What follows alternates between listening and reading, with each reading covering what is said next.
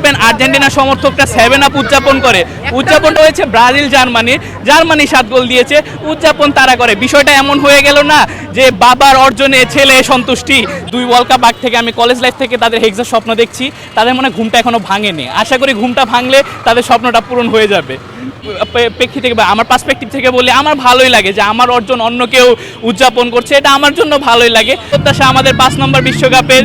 এখন শুধু প্রত্যাশা তো করলে হয় না, মাঠে হচ্ছে আসল পরিচয়।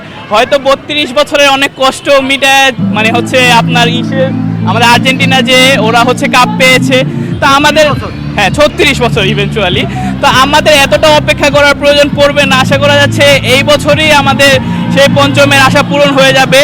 তার মূল কারণ হচ্ছে আমরা হচ্ছে ইউরোতে অলরেডি ঝলকটা দেখে ফেলেছি যে আমাদের পারফরমেন্স এখন কোন পর্যায়ে আছে।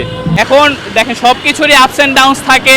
হয়তো আমাদেরও 14 পর 18, 22 তখন আসলে তরুণদের নিয়ে যে এই টিমটা হয়েছিল সেটা আসলে ওইভাবে তাদের যেই মানে টিম বা বন্ডিং বা টিম কম্বিনেশন এটা হয়তো একটু পেতে সময় লেগেছে। বাট আপনি যদি ইউরো কাপটা দেখেন, ইউরোতে হয়তো আমি যেটা বিশ্বাস করি, আমরা ভাগ্যের কাছে হেরেছি।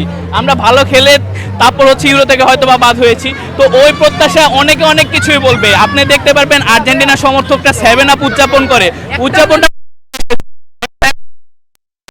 নাই, খেলা হয়েছে ব্রাজিল জার্মানি 7 গোল দিয়েছে, উদযাপন তারা করে। বিষয়টা এমন হয়ে গেল না যে বাবার অর্জনে ছেলে সন্তুষ্টি।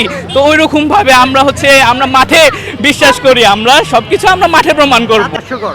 এটা আসলে আমার যদি প্রেক্ষিত থেকে বা আমার পার্সপেক্টিভ থেকে বলি, আমার ভালোই লাগে যে আমার অর্জন অন্য কেউ উদযাপন করছে, এটা আমার জন্য ভালোই লাগে।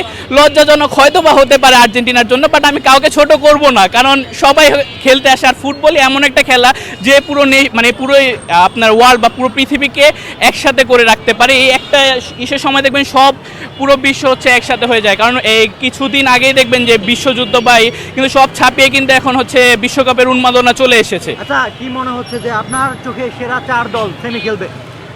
সেরা 4 দল যদি কথা বলি, অবশ্যই আমি সর্বপ্রথম আমার জার্মানিকে রাখবো। এর পাশাপাশি হচ্ছে বর্তমানে স্পেন খুব ভালো পারফরমেন্স করছে, স্পেনকেও রাখা যায়। তা বলে হচ্ছে আমি ফ্রান্স বা ইংল্যান্ডকেও সমীহ করতে পারবো না। তো আমার দেখা মতে হচ্ছে আমি যে 4টা টিম যদি সেমিফাইনালে চিন্তা করি, সেক্ষেত্রে জার্মান, স্পেন, ইংল্যান্ড অ্যান্ড ফ্রান্সকে দেখছি।